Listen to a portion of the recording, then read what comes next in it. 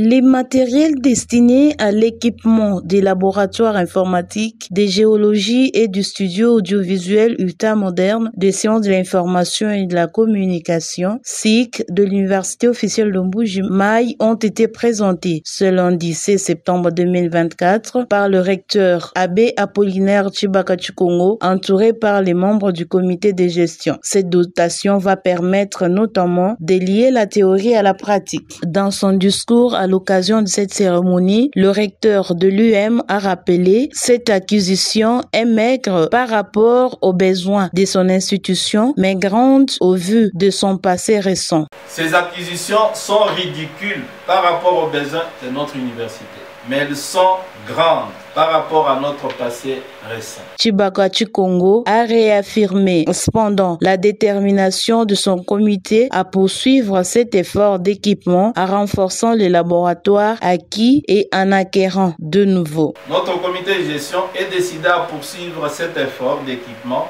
en renforçant les laboratoires acquis et en acquérant de nouveaux. Pour la prochaine année académique 2024-2025, nous avons 4 grands projets. 1. La construction d'un centre pour loger une partie de nos laboratoires et leur assurer un accès permanent et stable à l'énergie électrique. Ce centre sera situé à côté de la grande salle d'enseignement moderne que l'Union européenne va nous construire et qui nous permettra de pouvoir organiser très bien nos enseignements à distance. 2. L'ouverture de la librairie universitaire de Mbuji-Mayi et l'UM, une maison qui va permettre à nos professeurs, à nos chercheurs, à nos étudiants d'acquérir sur place ou de faire commander des livres pour leur bibliothèque privée. Les travaux de construction et d'équipement de cette librairie sont très avancés. 3. La création du Centre universitaire de biodiversité, CUB, à une vingtaine de kilomètres de Mbuji-Mayi, qui servira de centre de recherche, d'études et de pratiques pour notre faculté des sciences agronomiques et de l'environnement.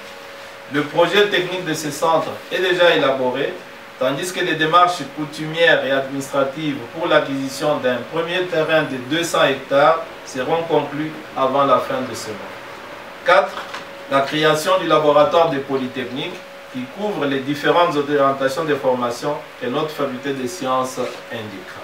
Le recteur de l'Université officielle de Mbuji-Mayi a en outre appelé les premiers bénéficiaires, donc les étudiants, à protéger ce patrimoine commun à la conscience ainsi qu'à la responsabilité. Autant je suis heureux pour ces acquisitions et ces projets, autant je suis préoccupé par notre capacité de les gérer. Car, outre le manque d'hygiène et d'entretien qui écourte la vie des appareils et des machines, il me semble que nous souffrons d'un déficit d'honnêteté par rapport aux biens de la communauté. Chaque année, notre université organise plusieurs procès internes parce que son personnel et ses étudiants ne laissent pas passer l'occasion de voler ou de casser nos chaises, nos bancs, nos tables, nos ordinateurs portables et d'autres biens acquis pour notre travail.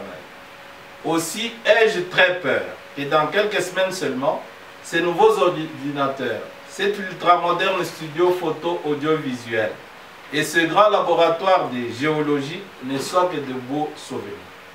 C'est pourquoi j'en appelle à la conscience, à la responsabilité de chacun et de tous. Les biens de notre université n'ont pas leur place dans nos patrimoines privés. Leur place est seulement à l'université. Car c'est là qu'ils rendent service à toute notre communauté et aux générations à venir. Casser un bien de l'université par méchanceté, le soustraire ou le revendre pour couvrir un besoin personnel, ce sont des crimes dont il ne faut jamais charger sa conscience.